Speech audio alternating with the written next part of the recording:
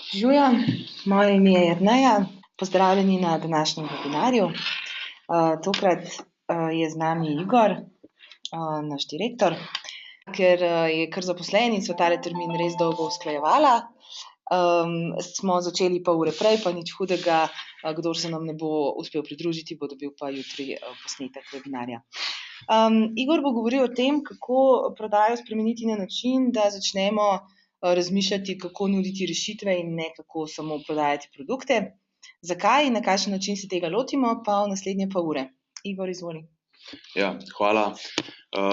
Eno lepo dobro jutro vsem. To, kar bi danes delil z vami, je ena moja predstavitev, ki sem jo pred kakima 2 mesecema pripravil za Canon. Bil sem gost, bil sem povabljen govorec na eni njihovi regionalni konferenci za partnerje. In ključno vprašanje je bilo, kako bi se mogli partnerji preobraziti, ki ponujajo Canonove produkte do končnih strank, ne. To je neko izhodišče bilo, ki so mi ga dali, sem pač pripravil neko svoje razmišljanje v zvezi s tem. Danes sem pa nekoliko skrajšal to svojo predstavitev, to svoje razmišljanje in bi v enem delu ga delil tukaj z vami. Če boste imeli kakršnakoli vprašanja, sva z Jernejo tako zorganizirana, da vi prosto to napišite, bo prebrala, me bo ustavila, pa bom kar direkt odgovoril, ne. Torej, ideja, o kateri bi danes razpravljal, je o tem, kako Canon lahko prodaja svoje produkte in kako lahko partnerji pri tem dodajo vrednost za kupca, ne. Dejstvo je, da je danes vse manj prostora za ponudnike, ki so samo produktno orientirani. To je bilo tudi ključno sporočilo, ki sem ga jaz imel takrat, ki ga imam danes, in na tak način se tudi moje podjetje poskuša obnašati. Zakaj ni fajn, če smo produktno orientirani? Samo en trenutek.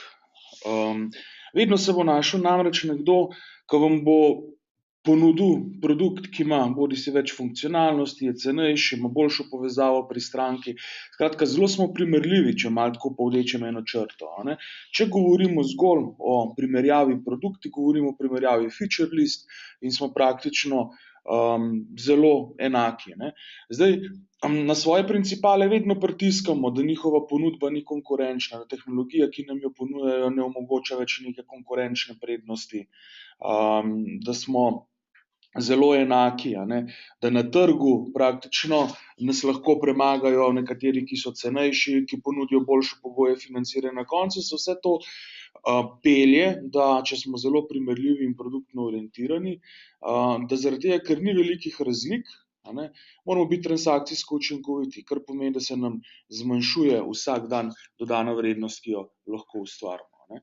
Zaradi tega, ker praktično vse storitve in vsi produkti, a ne, nekako se peljejo v smer commodityja, je pravzaprav naloga vsakega, ki dela z neko stranko, da začne razmišljati o tem, kako stranki lahko pomaga in kako v cilju zadovoljevanja potreb stranke poišče prave produkte, prilagodi prave storitve in to skupaj spravi v neko rešitev, ki je namenjena po meri stranke. In pridemo do tega, da je naloga tistih, ki delamo z končnimi uporabniki, v tem, da začnemo razmišljati o zgodbah, ki jih ustvarjamo za te stranke in kako v te zgodbe vkomponiramo produkte in storitve. Zgodbe so tiste, ki nam dajo na koncu neko razliko, z njimi ustvarjamo avtoriteto, definiramo vrednost svojih izdelkov, storitev za stranko, a ne, pa obenem je to edina možnost, ker tukaj se razlikujemo od drugih, ne, da vzpostavimo neko čustveno povezavo, a ne. In danes je dejstvo, da celoten marketing sloni na tem, da ustvarjamo zgodbe, da pripovedujemo zgodbe, ki kažejo neko unikatnost naše ponudbe, ne. Še toliko bolj je to pomembno, tukaj spet ena mantra, ki jo v našem podjetju ves čas ponavljamo, še toliko je to bolj pomembno, ker sta se marketing pa prodaja res dramatično spremenila, a ne. Nam, potrošnikom, pa tudi poslovnim kupcem, je danes sleherna informacija samo en en klik ali pa en swipe daleč, ne. In zaradi tega, ker nam je to najbolj enostavno, dostopati do informacij na tak način, se danes sami izobražujemo s pomočjo Googla, socialnih omrežij in tako naprej in se ne pustimo, da prodajalci neposreden stik z nami hodijo, a ne. Večkrat povem, da je leta 2011 Google naredil eno raziskavo, pri kateri, je povedal, kakšen je njegov pomen serviranja vsebin potrošnikom pred nakupom, a ne, in kako se spreminja pomembnost, tistega prvega stika s produktom na prodajni polici ali pa prvega prodajnega sestanka, prvega stika s prodajalcem in potencialno stranko, ne. Danes se potencialni kupci mnogo prej začnejo izobraževati. Mi radi povemo, da danes, težko prodajaš nekaj nekomu, lahko mu pa pomagaš nekaj kupiti, a ne. Smo začeli govoriti o tem, da ne upravljamo več prodajnega procesa, ampak kvečjemu lahko sledimo nabavnemu oziroma nakupnemu procesu. Tukaj imamo en primerček, ne, vsakdo, ki ima otroka, bo znal odgovoriti na to vprašanje, koliko časa rabimo, da prodajalec recimo v Baby centru proda, en takle otroški avtosedež. Tak prodajni proces traja 15 minut, mogoče pol ure, ne. In kaj lahko pri tem vpliva? Bolj malo, mogoče na barvo, a ne. Zaradi tega, ker nakupni proces se pri tistemu potrošniku začne v tistem trenutku, ko gospa, morda, oba, a ne, z gospodom na ultrazvoku slišita, noseči ste, ne. In nadaljnjih 6 mesecev verjetno, a ne, se ta par lahko izobražuje na tem področju, uči in sedaj tukaj je priložnost za povedati zgodbo, ki pomaga, da sploh pridemo v tisti Baby center potem po, otroški avtosedež, ki nam, je najbolj po godu, a ne. Storytelling, pripovedovanje zgodbe, nekako, izkazovanje različnosti, a ne, je ravno zaradi tega prišel v ospredje, ker smo spremenili pristop k nakupovanju, ker se želimo sami informirati, a ne. In izobraževanje ni več v domeni, ali pa navduševanje ni več toliko v domeni prodajalcev, kot je bilo nekdaj. Danes je vloga prodajalcev predvsem, da zaključujejo, navduševati mora pa marketing, a ne.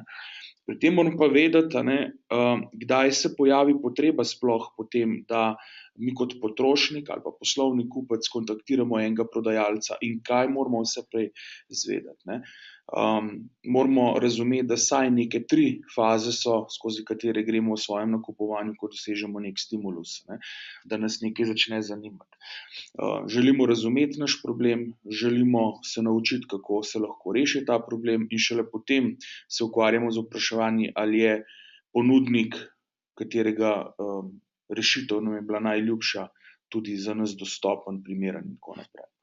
No, in zdaj bi jaz kar 2 konkretna, primera predstavil, s Canonovimi izdelki. Enega sem naredil, za, Canonovimi izdelki za poslovno rabo, drugega sem pa naredil s Canonovimi izdelki za potrošnike.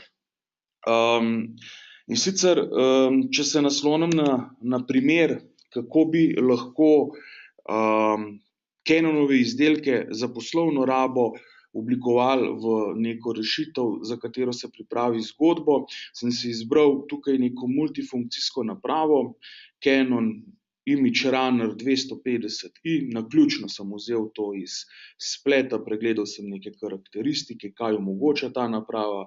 Šel sem preverjati še pač Canonovo konkurenco za to napravo in sem ugotovil, da praktično zelo primerljivi, če ne identične funkcionalnosti nudijo izdelki, ki so morda tudi cenejši, ne. Pri tem sem pa še dodal programsko opremo, tudi Canonovo Uniflow, to gre za programsko opremo za upravljanje tiska, upravljanje te naprave, in tudi za to programsko opremo, obstaja seveda nekaj primerljivih alternativ, ne. In zdaj izhodišče, s katerim štartam, je ta, je dejansko problem, od katere stranke, da nima, Image Runner 250 pa Uniflow za mala in srednja podjetja. Če s tem štartamo, na tak način, da smo produktno orientirani, praktično težko zadanemo nek svoj cilj. Ampak ker je bila ta konferenca, na kateri sem jaz predaval o tem, v Opatiji, v enem hotelu, poslovnem hotelu, ker sem seveda v pripravi na to konferenco ga slikal, takole izgleda njihova recepcija, takole izgledajo njihove kongresne dvorane in več ali manj ta hotel živi samo od poslovnih gostov. Recimo, da so to taki ljudje. Tudi sam včasih kam potujem in prespim seveda v poslovnih hotelih. Kadar potujem z avionom, se mi zgodi to, da imam vedno en problem. Ko odhajam z hotela, moram naprintati svoj boarding pass. Jaz ga imam na mailu in vedno si ga pozabim sprintati oziroma moji sodelavci, ki poskrbijo za to, da lahko potujem, ko mi rezervirajo lete, mi pošljejo mail, kjer imam boarding pass, ne dajo mi pa papirja, ker so prepričani, da ga bom itak izgubil. In kaj se zgodi? Vedno tisti dan, ko odhajam, gnjavam ljudi tam na recepciji, če mi lahko nekaj sprintajo. Pa ključke, pa dajte poslati po mailu, pa cela zafrkancija. Seveda v želji po ustrežljivosti mi to naredijo, vsekakor njim predstavlja to stres, ker ni to sestavni del njihove ponudbe, nič pri tem ne zaslužijo. Moja ideja je, da vsak svojim poslovnim gostom, poslovnežem, to, da lahko tiskajo karkoli imajo preko svojih mobilnih naprav iz hotelske sobe. Se pravi, več ali manj jaz operiram na svojih poteh z telefonom oziroma s tablico. Ideja je, da jaz iz svojega telefona, ker to tehnologija Canonova prej omenjena dva produkta omogočata, da lahko pošljem na nek printer, ki se nahaja v lobiju, stvari, ki jih želim printati, se prijavim na printerju z hotelsko kartico, s katero sobo odpiram in obenem vse tisto, kar se mi naprinta, na recepciji dobijo informacijo in mi tako kot minibar zaračunajo tudi te storitve. Pri tem mora ponudnik, ki nagovarja hotel, razmišljati o tem, kakšen bo poslovni model. In jaz mislim, da poslovni model, če želi ponudnik, ki bi tako rešitev ponudil, uspeti, mora ponuditi na principu nekega revenue share. Se pravi, da en del prihodkov, ki ga hotel zasluži z zaračunavanjem izpisa svojim gostom, predstavlja plačilo storitve temu, ki je investiral v opremo in jo vzdržuje. Če bomo hotelu ponudili možnost dodatnega zaslužka brez investicije za hotel, bo to hotel razumel kot neko dodano vrednost, ki jo zaradi tega, ker jo lahko izkaže za gosta, ker lahko ponudi višjo storitev, obenem pa zaradi tega, ker še nekaj dodatno zasluži. In na tak način nekaj, kar je standardni produkt, v naboru Canonovih izdelkov, se pravi strojne in programske opreme, lahko postane neka zanimiva rešitev, s katero hospitality ali pa bomo rekli ožji poslovni hoteli za poslovne goste ponudijo dodatno storitev. Predvsej preživim v poslovnih hotelih, neke take storitve recimo nikjer nisem zaznal na tak način organizirati.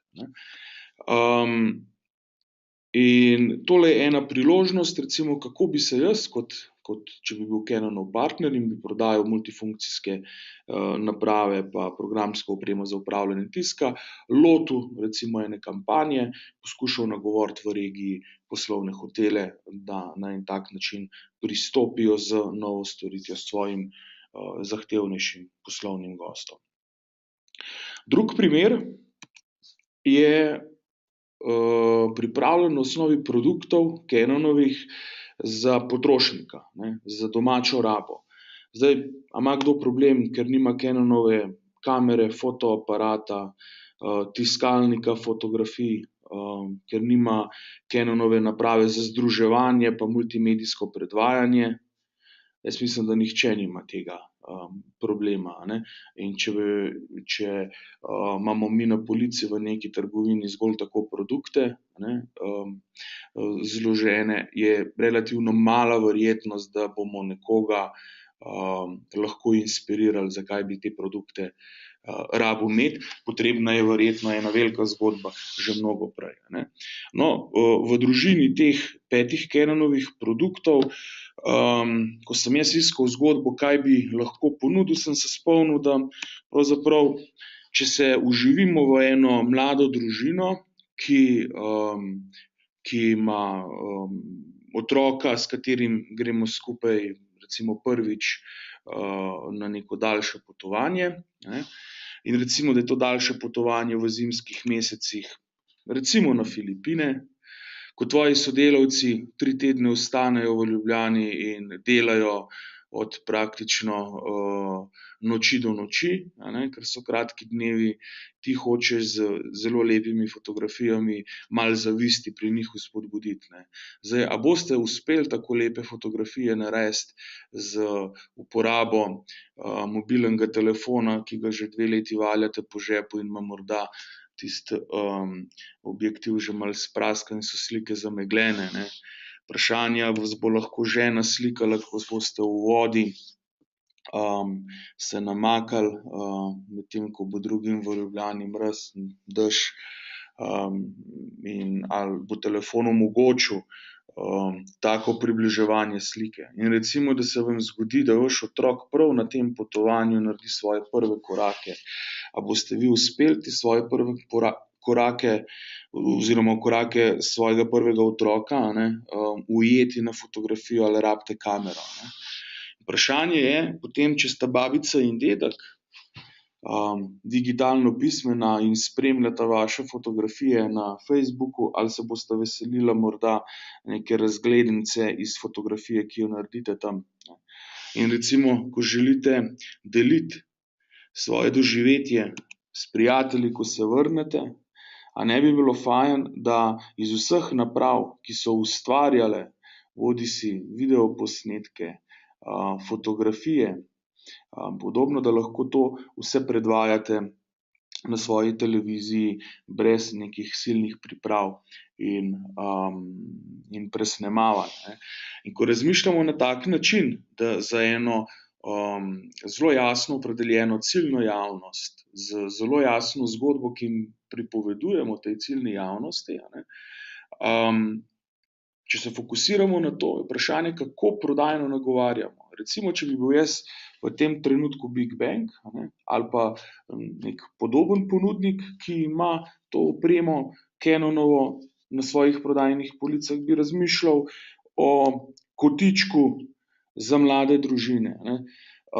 Če boste neke igrače pa bombone imeli v trgovini, bo zagotovo vsak otrok to takoj našel. Jaz imam 3 otroke, z vsemi 3 je bila enaka izkušnja, ne, pa ne zato, ker so tako strašno sladkosnedi, ampak zato, ker so otroci zvedavi in jim je dolgčas takrat, ko vi nekaj raziskujete, kar njih zanima, ne.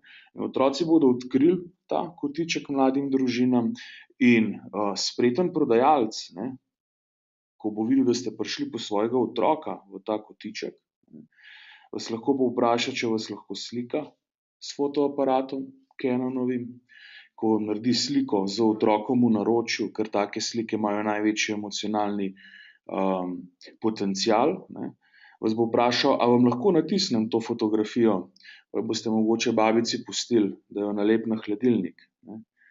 Takrat boste morda kot prodajalci, a ne, dobili svojo potencialno stranko na svojo stran, da ji boste lahko predstavljali zgodbo svojo, rešitve, ki jih imate za njih. Pa čeprav je ta rešitev sestavljena praktično iz čisto vsakdanjih izdelkov, ki jih nima samo ta blagovna znamka, ki so verjetno zelo enotni vsem, tudi ali pa primerljivi vsem drugim blagovnim znamkam. Razlika je le v tem, kako tisti, ki ste v stiku s svojo končno stranko, to predstavite, a ne.